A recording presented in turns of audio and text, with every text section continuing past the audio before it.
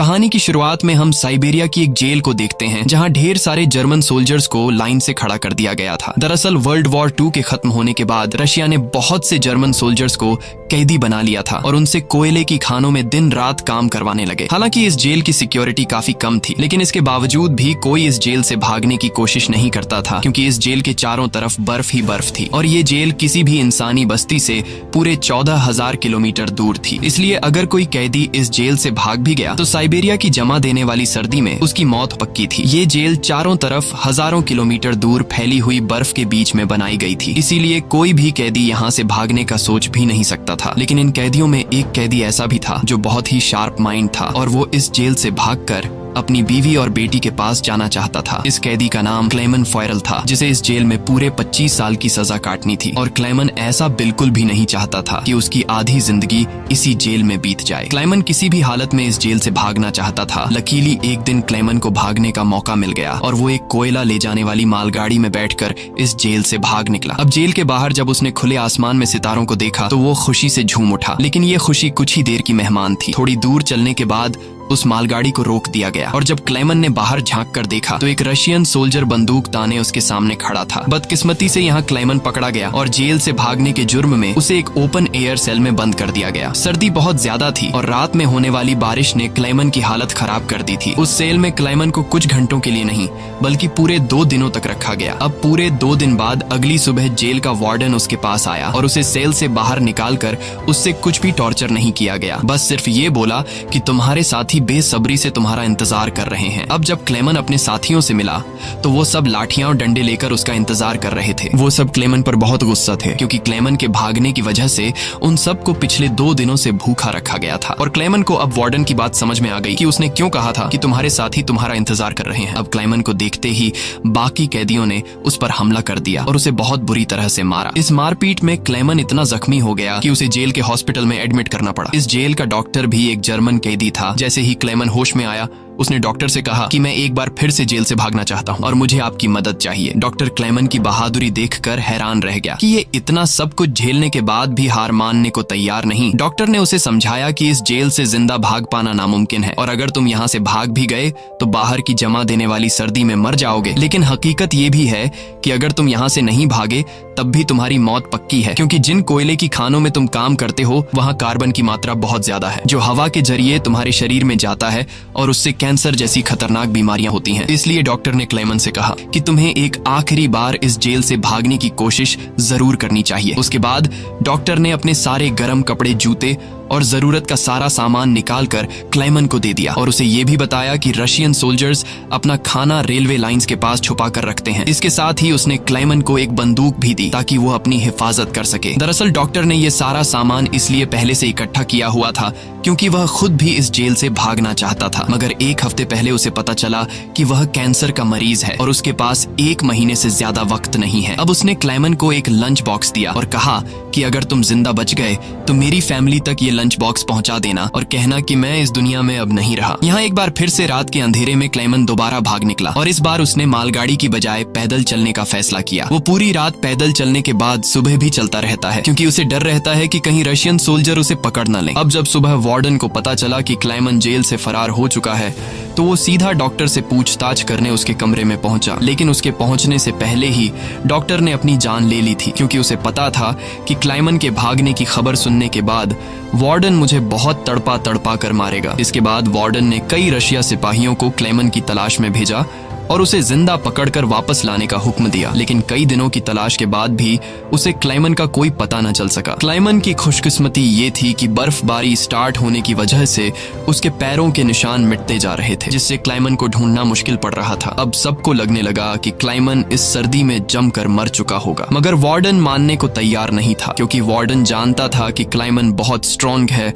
और वो इतनी आसानी से हार नहीं मानेगा। इसलिए उसने तलाश जारी रखने का हुक्म दिया। वहीं दूसरी तरफ हम क्लेमन को देखते हैं जो पूरे जोश के साथ बर्फीले तूफान को पार करते हुए आगे बढ़ रहा था। जेल से भागने के 9 दिन बाद उसे अचानक कुत्तों के भौंकने की आवाज सुनाई दी और जैसे ही वो पीछे मुड़ा उसने एक स्लेज को अपनी तरफ आते देखा। उससे पहले कि वो भागता वो स्लेज उसके पास आ गई और उस पर चढ़ती हुई आगे निकल गई। तभी क्लेमन की आंख खुल गई और उसे पता चला कि वो सिर्फ सपना देख रहा था। दरअसल क्लेमन पिछले 9 दिनों से पैदल चल रहा था और अब उसका खाना भी खत्म हो चुका था। भूख और थकान की वजह से उसका आगे बढ़ना मुश्किल हो गया था, लेकिन इसके बावजूद क्लेमन ने हार नहीं मानी और जैसे तैसे चलता रहा। कुछ दिनों के बाद उसका जिस्म भी जवाब दे गया और वो भूख से बेहोश हो गया। अब कुछ घंटों बाद जब उसे होश आया, उसने अपने आसपास एक अजीब सी आवाज सुनी। तभी उसने एक सील को देखा और ये देखते ही उसकी आंखें चमक उठी। उसने फौरन अपनी बंदूक निकाली और पूरी ताकत के साथ निशाना लगाने की कोशिश की, लेकिन थकान और कमजोरी की वजह से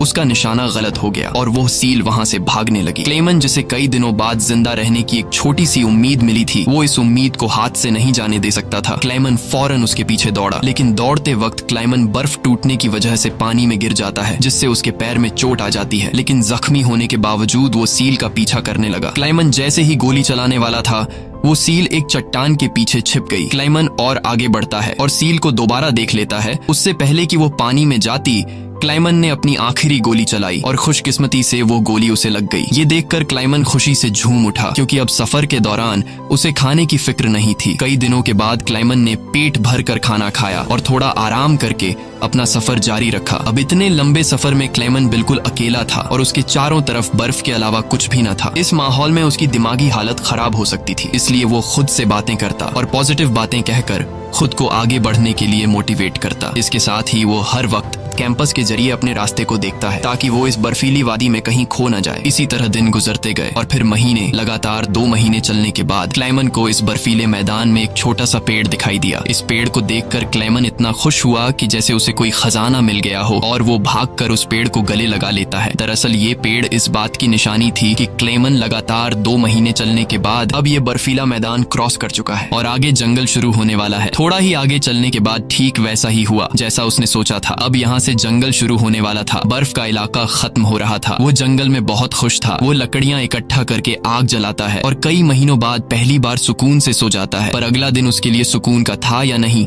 ये कोई नहीं जानता। दूसरी तरफ हम वार्डन को देखते हैं, जो अब भी क्लेमन की तलाश में था और उसने अपनी सर्च पार्टी को हुक्म दिया कि वो 500 किलोमीटर के दायरे में क्लेमन की तलाश करें। वहीं क्लेमन एक जंगल से होता हुआ आगे बढ़ रहा था कि अचानक वहां एक बर्फीला तूफान आ गया। ये तूफान इतना तेज था कि बड़े बड़े पेड़ भी जमीन से उखड़कर गिरने लगे। क्लेमन जैसे ही आगे बढ़ने की कोशिश करता है, एक बड़ा सा पेड़ सीधा उस पर गिर जाता है। क्लेमन की किस्मत अच्छी थी कि शाम में 2 आदमी यहाँ से गुजरे जो सोने की तलाश में थे। उन्होंने क्लेमन को देख लिया और वक्त पर उसकी जान बचा ली। उसके बाद ये तीनों एक साथ आगे बढ़े और कई दिनों के सफर के बाद बर्फीले मैदान से बाहर निकल आए। रास्ते में उन्हें एक दरिया मिला, जिसे पार करने के लिए उन्होंने लकड़ी की एक कश्ती बनाई। दरिया पार करते वक्त वह आपस में बातें करने लगे और एक दूसरे को बचपन के किस्से सुनाने लगे। लेकिन इसी बीच दरिया का बहाव तेज हो गया और कश्ती काबू से बाहर होने लगी। ऐसे में एक साथी का तवाजुन बिगड़ गया और वह सीधा पानी में जा गिरा। उसे तैरना नहीं आता था, वह डूबने लगा। ये देखकर क्लेमन ने पानी में छलांग लगा दी और किसी तरह उस आदमी को किनारे तक लाकर उसकी जान बचाई। दूसरी तरफ उनका दूसरा साथी उन दोनों को डूबने के लिए छोड़ देता है और अकेला आगे बढ़ गया। उसका दूसरा साथी बहुत ही लालची था। उसे लगा कि वो दोनों मर गए होंगे और लालच के चलते उसने अपने दोस्त का सोना भी खुद के पास रख दिया। थोड़ी देर बाद जब क्लेमन और दूसरा आदमी टेंट तक पहुंचे तो उस आदमी को अपने दोस्त पर बहुत गुस्सा आया और उसने उसे गोली मारकर उसकी जान ली। उसके बाद क्लेमन और वह आदमी ने सामान उठाया और सफर जारी रखा। वे दोनों कई महीनों तक इसी उम्मीद पर चलते रहे कि कोई इंसानी आबादी उन्हें मिल जाए। लेकिन दोबारा सर्दियों का मौसम आ गया और हर तरफ के जंगलात बर्फ की सफेद चादर में छुप गए। उस आदमी ने जो सामान उठाया था वह काफी भारी था, इसलिए उसे बर्फ में चलने में मुश्किल हो रही थी। ये देखकर क्लेमन ने उसका बोझ हल्का करने की कोशिश की और कहा कि कुछ देर के लिए अपना सामान मुझे दे दो। लेकिन यहाँ उस आदमी को शक हुआ कि शायद क्लेमन भी उसका सोना चुराना चाहता है, इसलिए उसने क्लेमन पर हमला करके उसे नीचे धकेल देता है, जिससे क्लेमन बेहोश हो जाता है। थोड़ी देर बाद क्लेमन को होश आया तो उसने देखा कि भेड़ियों का एक झुंड उसकी तरफ आ रहा है। अपनी जान बचाने के लिए वो एक दरख्त पर चढ़ने लगता है, लेकिन पेड़ पर चढ़ते वक्त एक भेड़िया उसका पांव पकड़ लेता है। लेकिन दरख्त कमजोर था और दरख्त दरमियान से टूट गया, जिससे क्लेमन नीचे गिर पड़ा। अब क्लेमन को लगा कि उसकी मौत पक्की है। तभी अचानक गोली चलने की आवाज आई। क्लेमन ने आंखें खोली तो उसने देखा कि कुछ भेड़िए मर चुके हैं और जो जिंदा थे वह भाग चुके हैं। दरअसल इलाके के शिकारियों ने आकर उसकी जान बचाई। वो उसे अपने गांव ले गए, जहां गांव के लोगों ने उसका इलाज किया। बरसों की मेहनत के बाद क्लेमन एक इंसानी आबादी तक पहुंच चुका था। लोगों को देखकर उसे बेहद खुशी हुई। कई दिनों तक वो गांव में रुका रुका और लोगों ने उसकी खूब खातिरदारी की। एक दिन गांव में एक लेटर आया जो किसी और का नहीं बल्कि खुद वार्डन का था। इसमें लिखा था कि एक जर्मन फौजी हमारी जेल से फरार हो चुका है और अगर किसी ने उसे पनाह दी तो वह गद्दार कहलाएगा। अब ना चाहते हुए भी क्लेमन को यह गांव छोड़ना पड़ा, क्योंकि अगर वो यहाँ से नहीं जाता तो वार्डन इस गांव वालों को भी सजा देते। जाने से पहले गांव के लोगों ने उसे खाने पीने का सामान और एक शिकारी कुत्ता दे देते हैं। इस लंबे सफर में अब क्लेमन का एक साथी भी बन गया है, इसलिए अब उसे अकेलापन महसूस नहीं हो रहा था। वे दोनों कई दिनों तक चलते रहे। रास्ते में उन्हें एक लकड़ी की फैक्ट्री नजर आई और कुत्ता खाने की तलाश में उसकी तरफ दौड़ा। अब क्लेमन अपने कुत्ते को बचाने के लिए मिल के अंदर गया। वहां वर्करों ने क्लेमन को पहचान लिया और उसे मालिक के पास ले गए। वहां जाकर क्लेमन ने मालिक को अपनी पूरी कहानी सुनाई, जिससे सबको क्लेमन पर तरस आया। उन्होंने उसे खाना खिलाया और जर्मनी जाने वाली ट्रेन में बिठा दिया। क्लेमन खुश था कि वह जल्द अपने घर पहुंच जाएगा, लेकिन वो नहीं जानता था कि मिल के मालिक ने उसकी खबर वार्डन को दे दी है। अब वार्डन अपने सिपाहियों के साथ स्टेशन पर उसका इंतजार कर रहा था, लेकिन स्टेशन पहुंचने से पहले क्लेमन ने दूर से रशियन सोल्जर्स को देख लिया और मौका मिलते ही ट्रेन से कूदकर भाग निकला। मगर बदकिस्मती से रशियन सिपाहियों ने उसे देख लिया और उसका पीछा करने लगे। क्लेमन ने जल्दी से पटरियां पार की, लेकिन अचानक न जाने वार्डन कहां से सामने आ गया। ये देखकर क्लेमन का दिल घबरा गया, क्योंकि अब उसे लगा कि उसकी बरसों की मेहनत जाया हो गई। अब इससे पहले कि वार्डन उसे गिरफ्तार करता, क्लेमन के कुत्ते ने वार्डन पर हमला करके उसे काट लिया और यूं एक बार फिर से क्लेमन को भागने का मौका मिल गया और वह पूरी जान लगाकर यहाँ से भागने लगा। लेकिन तभी उसे गोली चलने की आवाज आई और जब उसने पीछे मुड़कर देखा तो उसने अपने कुत्ते को मरा हुआ देखा। ये देखकर क्लेमन को काफी दुख हुआ, लेकिन इसके बावजूद भी वो रुका नहीं और अपनी पूरी ताकत से आगे बढ़ता रहा। उसके बाद वो पुल के ऊपर चढ़ा और नीचे से गुजर रही ट्रेन के ऊपर कूदकर वहां से भाग निकला और कुछ इस तरह से वो वार्डन के हाथों से फिर बच निकला। अब ऐसे ही दिन गुजरते गए और क्लेमन आहिस्ता आहिस्ता इस सफर में आगे बढ़ता रहा। देखते ही देखते साल 1952 आ गया और अब क्लेमन को जेल से भागे हुए पूरे 7 साल हो चुके थे। वो उस वक्त सेंट्रल एशिया में था और एक गांव के मेले में इधर उधर भटक रहा था। उस मेले में उसने खाने पीने की अलग अलग चीजें देखी। खाने को तो उसका मन कर रहा था, लेकिन उसके पास पैसे नहीं थे, इसलिए वो दिल पर पत्थर रखकर आगे बढ़ गया। तभी उसकी नजर 2 लड़कियों पर पड़ी जो मेले में पैनकेक्स बेच रही थी। क्लेमन ये पैनकेक तो खाना चाहता था, लेकिन उस बेचारे की जेब में 1 पाई तक नहीं थी, इसलिए वो मायूस होकर आगे चलने लगा। पर तभी उनमें से एक लड़की को उस पर तरस आ गया और उसने पैनकेक का एक हिस्सा तोड़कर क्लेमन को दे दिया। पहले तो क्लेमन को थोड़ा अजीब लगा, फिर उसने लड़कियों का शुक्रिया अदा करते हुए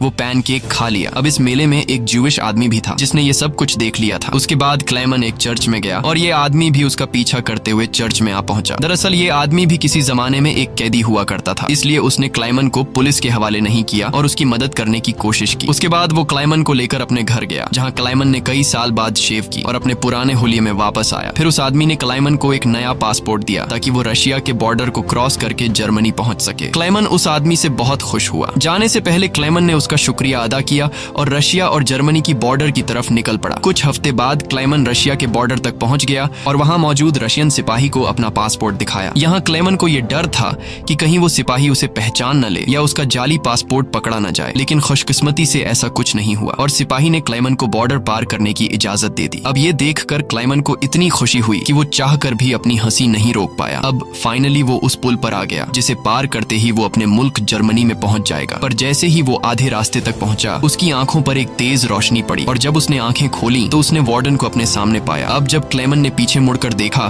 तो वो अभी भी रशिया की जमीन पर था और इसका मतलब ये था कि वार्डन अब भी उसे गिरफ्तार कर सकता है। अब यहाँ क्लेमन का दिल टूट गया, क्योंकि उसके इतने सालों की मेहनत अब मिट्टी में मिलने वाली थी। लेकिन तभी कुछ ऐसा हुआ जिसकी उम्मीद खुद क्लेमन को भी नहीं थी। यहाँ वार्डन ने उसका रास्ता छोड़ दिया और उसे आगे जाने की इजाजत दे दी। अब पहले तो क्लेमन को यकीन नहीं हुआ, पर फिर भी वो हिम्मत करके आगे बढ़ा। दरअसल वार्डन क्लेमन के जिंदा रहने के जज्बे और उसकी बहादुरी को देखकर उससे काफी इंस्पायर हुआ, इसलिए उसने क्लेमन को गिरफ्तार नहीं किया और उसे अपने मुल्क वापस जाने दिया। और तभी वार्डन उससे ये कहता है, ये लड़ाई बस 2 सोल्जर्स के बीच थी, एक मैं और एक तुम, और इसे तुम जीत गए। जाओ अपनी जिंदगी जी लो। अब फाइनली क्लेमन ने उस बॉर्डर को पार किया और अपने देश जर्मनी पहुंच गया। इसके बाद वो अपने घर के करीब पहुंचा, जहां उसने अपनी बेटी और बीवी को देखा। अब थोड़ी देर बाद वो दोनों चर्च जाने के लिए घर से निकलती हैं, तो क्लेमन भी उनका पीछा करता हुआ चर्च में आ गया। हालांकि क्लेमन ने अभी तक अपनी बेटी को आवाज नहीं दी थी, क्योंकि उसे उम्मीद थी कि एक दिन जरूर उसके पिता आएंगे। जब उसकी बेटी ने पीछे मुड़कर देखा